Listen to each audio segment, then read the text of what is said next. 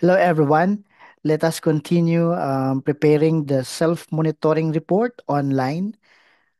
We are in Module 3, and Module 3 refers to the Republic Act number 9275 or the Philippine Clean Water Act.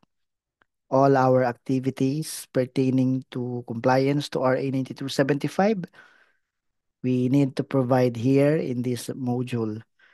At Contents of Module 3 includes the water pollution data.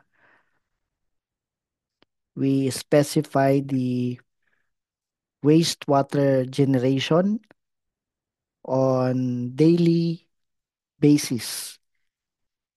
We will provide the volume of wastewater generated on the average per day. The record cost of treatment. So if we are operating a wastewater treatment plant, a sewage treatment plant, so any type of wastewater treatment system, we can indicate the information, the cost of treatment.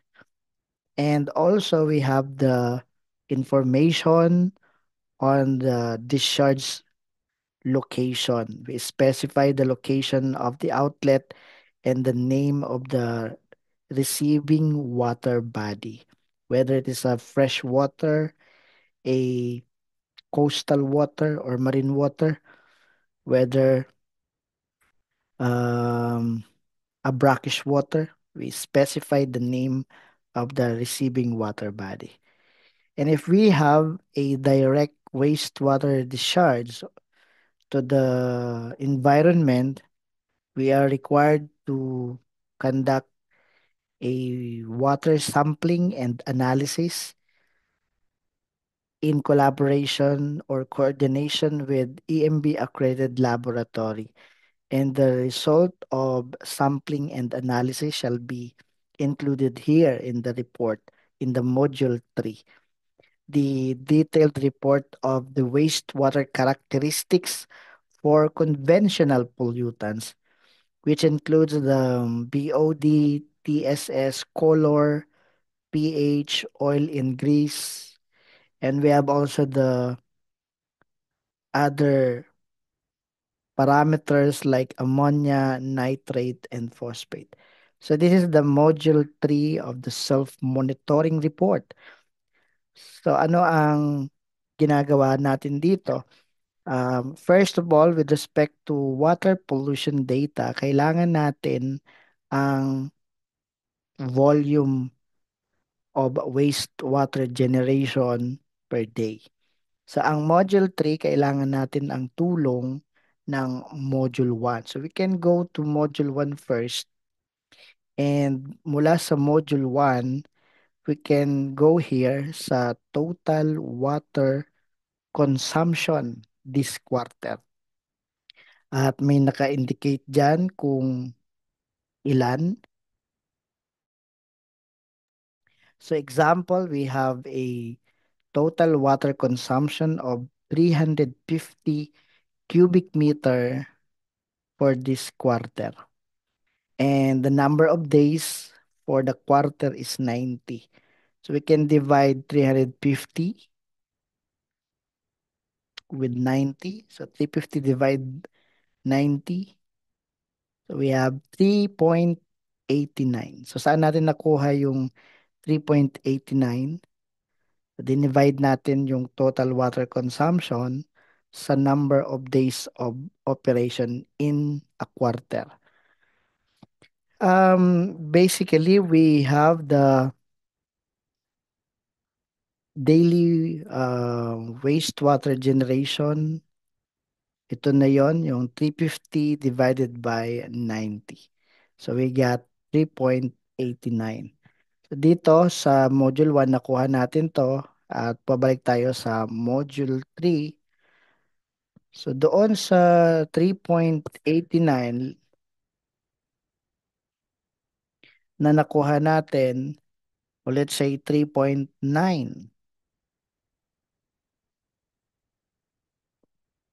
pwede natin po dito yan i-distribute pagdating sa water pollution data.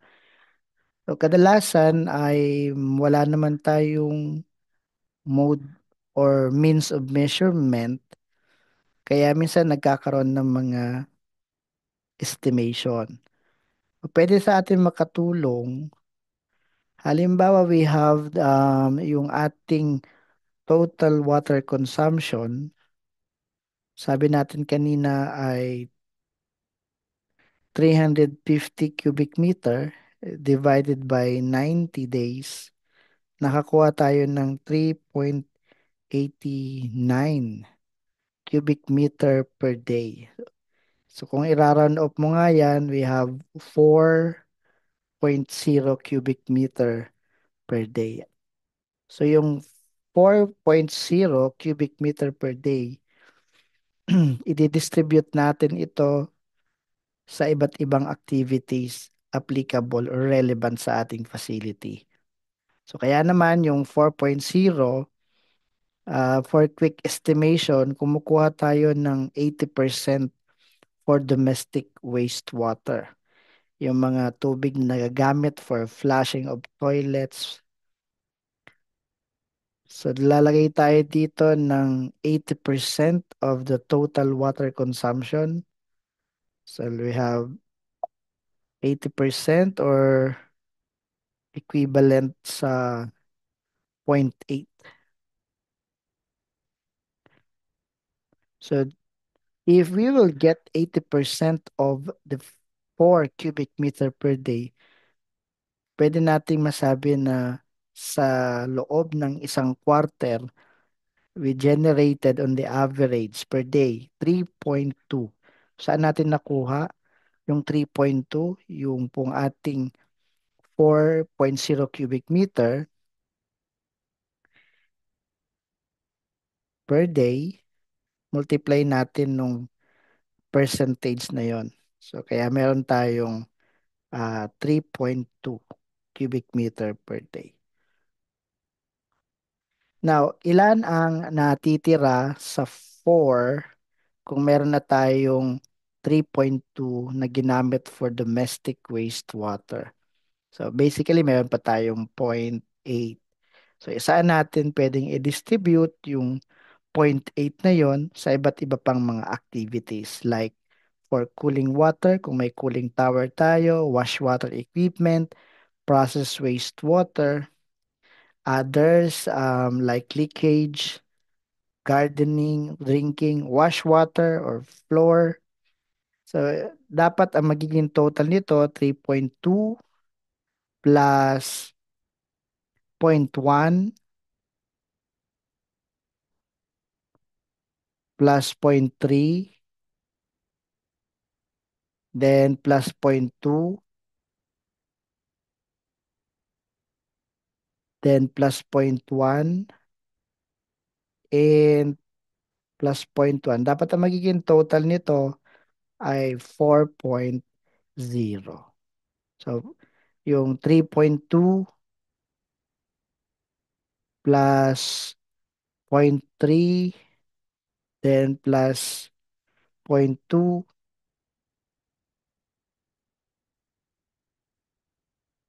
then plus 0.1, then plus 0.1. So, ang magiging total dapat nito ay 4.0 pa din. So that's how we prepare the water pollution data. And next is the record cost of treatment.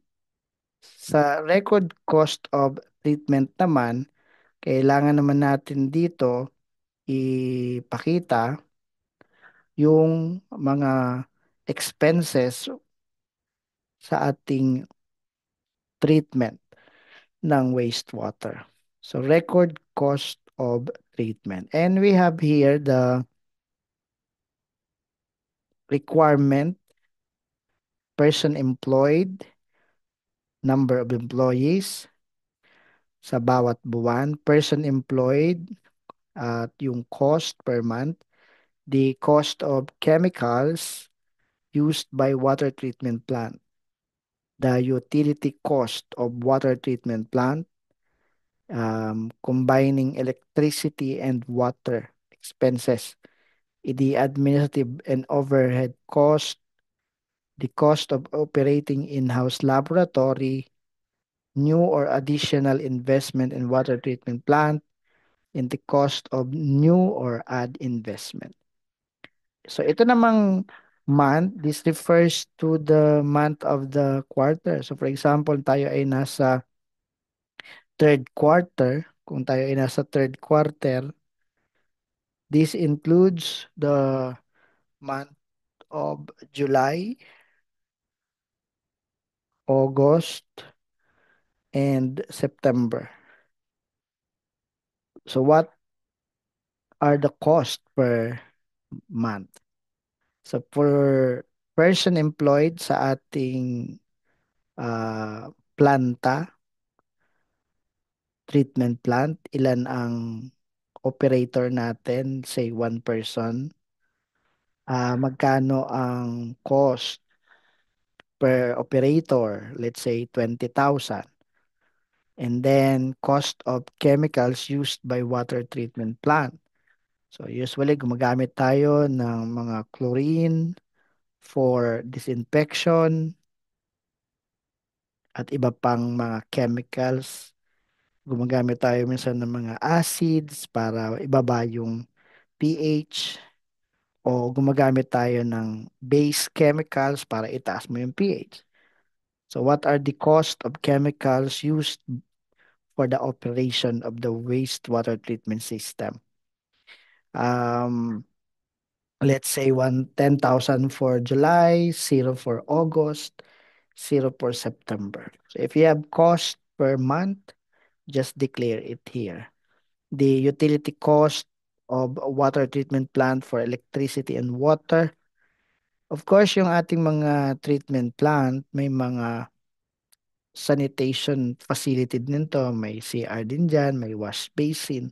So may ginagamit din na potable water. At syempre, yung ating mga treatment plant, usually may mga um, lightings, meron tayong mga electric fans, at meron din tayo syempre yung mga component ng treatment plant gaya ng blower, meron tayong mga ginagamit na mga equipment dito sa treatment plant. So may cost ng electricity din.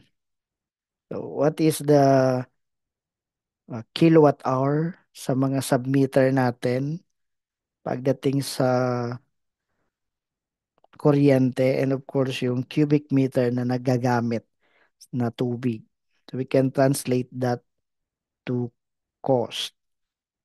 The administrative and overhead cost, kung meron tayo dito mga siphoning, meron tayong repair of equipment or devices.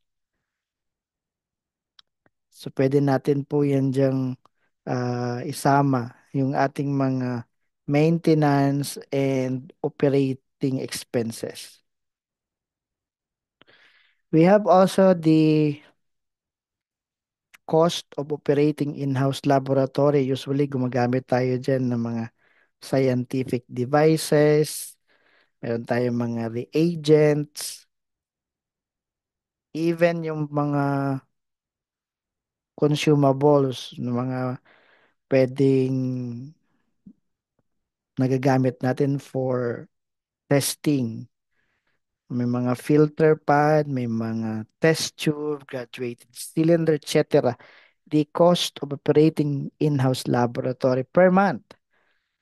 And then if we have additional investment in water treatment plant and its cost, kung wala naman, you can just put not applicable.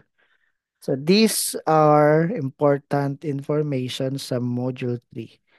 So kung tayo ay o-operate ng treatment plant, kailangan may mga data tayo nito. What kung tayo ay gumagamit lamang din ng septic tank? Gumagamit tayo, for example, ang ating water treatment plant ay oil and grease interceptor. Gumagamit tayo ng oil and water separator. Yun lang yung mga ginagamit natin na wastewater treatment system. So wala halos na cost of treatment dahil usually kinikater na to ng third party. So kasama yan, pwede nating tingnan na yung ating mga wastewater na na-generate o naka-stored in this tank, eh, subject for siphoning na may bayad din, which is administrative and overhead cost. So, pwede tayong mag-declare na lamang ng simpleng cost dito sa administrative and overhead cost. O kung wala na tayong mga person employed, yan, wala na tayo niyan. Wala na rin tayo nung person employed cost, then cost of chemicals, wala na tayo niyan. Kung ito lang yung mga nagagamit natin na wastewater treatment system. Oh, wala na tayong utility cost, wala na tayong cost of operating in-house laboratory, wala na ito. So pwedeng ang ilalagay natin ng mga sagot dito ay not applicable na lang sa bawat buwan. And ang meron na lang tayo yung dito sa ating administrative and overhead cost. So dyan na lang ang input natin. Kung yun lang ang ating type of wastewater treatment system. No po? So nearly every item here are not applicable maliban dito sa administrative and overhead cost. So dyan na lang. Ito na lang yung ating may laman. Okay? So, after po niyan, doon naman ilalagay tayo sa portion sa Module 3 ng water treatment plant discharge location and what or where is the location of the outlet. So, usually, ang iba merong mga outlet sa kanilang septic tank. Meron naman sa mga wastewater treatment plant plus meron pang septic tank kasama oil and water separator. So, nasaan yung location ng outlet and ano yung name of receiving water or body. Let's say, for example, Kalumpang River. Diyan natin dapat ilalagay ano yung name ng nearest water body. So, halimbawa, dito sa ating mapa, meron tayo ditong nearest water body. So we shall indicate the name of the nearest water body. Nasaan man po kayong location sa ating bansa, kung saan yung nearest water body natin na pwedeng doon tayo magtatapon ng ating wastewater. And finally, we have the report of wastewater characteristics for conventional pollutants. Ang gagawin na lang natin, we shall check the result of laboratory analysis. Kung tayo ay um,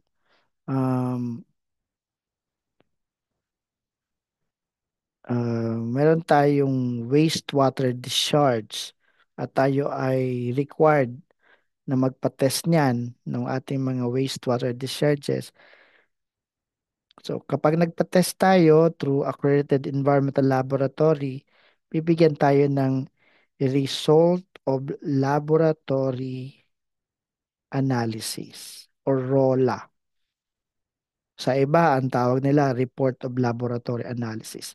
So sa result of laboratory analysis, when we receive that ROLA, naka-indicate doon yung result ng analysis pagdating sa BOD, Pagdating sa TSS or total suspended solid, pagdating sa color, sa pH, at saka oil in grease. Nasa ating result of laboratory analysis. Ang gagawin lang natin, i-indicate natin yan dito sa ating mga boxes. So, wala tayong i-imbentohin na value, kundi kukopyahin lang natin yung result. So, nagsisimula yan dito sa outlet number. So, meron tayong coding. Let's say, for example, station number 1. So, yan yung ating outlet number. And then, kailan nag-conduct ng sampling. So, lalagyan natin dito yung date. At yung date na to dapat within the monitoring period. So, within the quarter. Kung meron man tayo mga result of analysis or result of sampling and analysis sa nakalipas ng mga quarter, hindi na yan kasama dyan, di-deklara. So for example, ang quarter natin ay third quarter. So July, August, September, only activities, only sampling and analysis conducted within the quarter. Say July or August or September, yun ang nilalagay natin date dito. At makikita nyo naman doon sa ROLA yung date na nagkaroon ng sampling. So dito sa ROLA, meron yan ditong date of sampling, meron yan date of analysis or reported kung saan natapos na yung analysis. And ano yung effluent rate, you can put zero here kung wala naman po tayong information about the flow rate. So, ang pinaka-importante lang, if we have discharges, the result of uh, analysis sa mga parameters na ito, conventional. At kung meron pa tayong other pollutants, ito nga yung sinasabi natin kanina. The other pollutants includes for example, the nitrate, the phosphate, ammonia, at kung meron pa tayong surfactants. Saan natin mababasa itong mga parameters na to? So all you have to do is check on your discharge permit. Halimbawa, ito yung ating discharge permit. Nakasulat na dyan yung mga parameters na kailangang minomonitor. So meron tayo dito sa ating discharge permit na issued ng EMB at kung ano yung mga parameters na dapat na minomonitor. At yun din yung ipinapatest natin. So like BOD, the fecal coliform, ammonia, nitrate, phosphate, oil in grease, surfactants. So kung ano yung mga nandyan, yun ang pwede nating ipatest. Okay? So, pagdating sa part na yan, kailangan i-indicate ano yung mga values. We can uh, put zero sa portion na ito kung wala man tayong requirement for testing. Actually, kung pwede lang maglagay dito ng not applicable, mas maganda. No? Kaya lang, ang system nakadesinyo yan na walang ganito NA. Sa part na to, puro numero. Kaya ang mailalagay mo lang para masagutan nyo yan, hindi pwedeng walang sagot, ay zero ang pinakamalapit.